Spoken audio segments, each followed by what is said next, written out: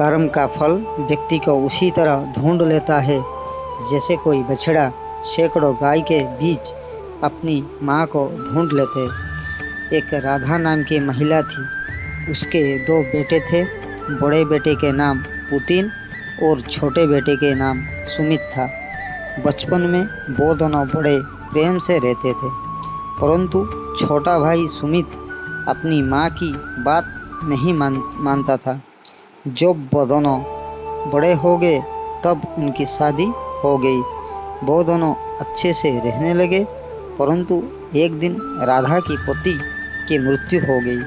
अब राधा अकेली पड़ गई थी और बड़ा बेटा पुतिन कोई शहर में काम करता था।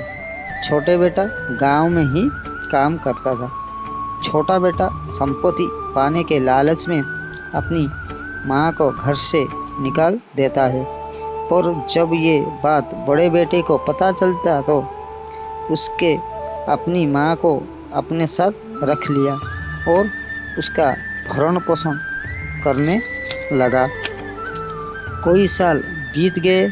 उसी तरह अपनी माँ को ख्याल रखना जारी रखा। सुमित के 2 बेटे थे। वो भी अपनी पिता के जैसे थे।